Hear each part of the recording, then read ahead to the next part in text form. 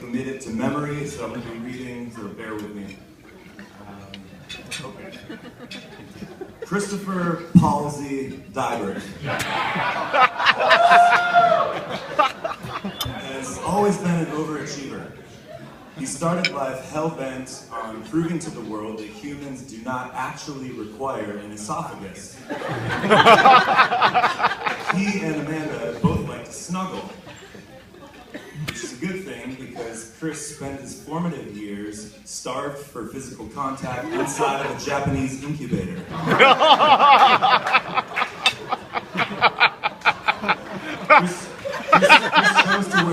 Chris chose to wear blue today, as you can see. He looked very handsome. Because when he was born, that was the color of his oxygen-deprived head. Unlike Amanda, Chris has never cared much for sleeping.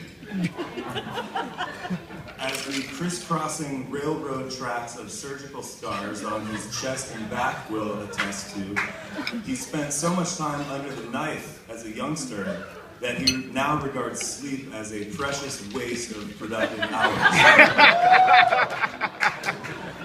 Chris has already accomplished much in life, but some of you may not know that his promising academic career was almost derailed before it began due to an ill-advised college prank.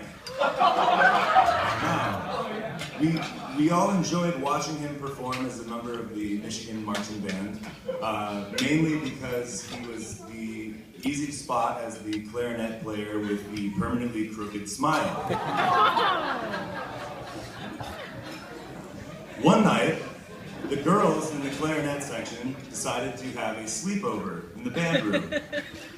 Now, Chris's idea of youthful hijinks was pouring ammonia and bleach into a water bottle and throwing his homemade bomb into the band room at the unsuspecting co-eds. Now, with 9/11 in recent memory, the University of Michigan did not look favorably on domestic terrorism. It was only by the grace of God that Chris was not expelled from the university. Despite a reckless disregard for others' safety and lacking an even basic understanding of 7th grade chemistry, they somehow let Chris graduate and even go on to medical school. Incredibly, he's now even entrusted with operating on the most sensitive region.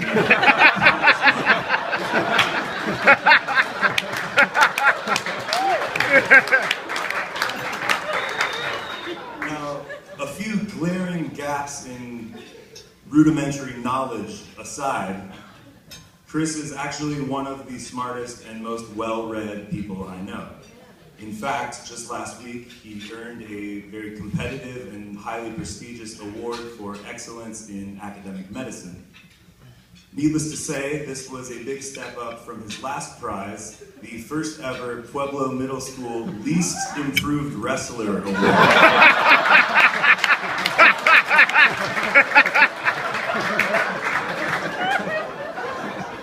However, I admire so much more about Chris than just his towering intellect and tireless work ethic. He is utterly devoted to his family and to his friends. He is loyal to a fault. 100-hour work weeks never stopped him from waking up at crazy hours just to call or Skype to keep in touch with loved ones. Most of his groomsmen were never lucky enough to have a brother. I'm unbelievably blessed to have such an amazing role model who continues to make me extremely proud to this day. I loved Amanda's huge smile and infectious laugh the first day I met her. I knew instantly that she would be a perfect fit in our ever-growing family. Although I enjoy nothing more than publicly mocking my brother, I would be remiss if I didn't tell you, Amanda, in front of all these people, how incredibly lucky you are to have somehow landed such an amazing and rare individual. I can't wait to see what the two of you accomplish together in the many decades ahead.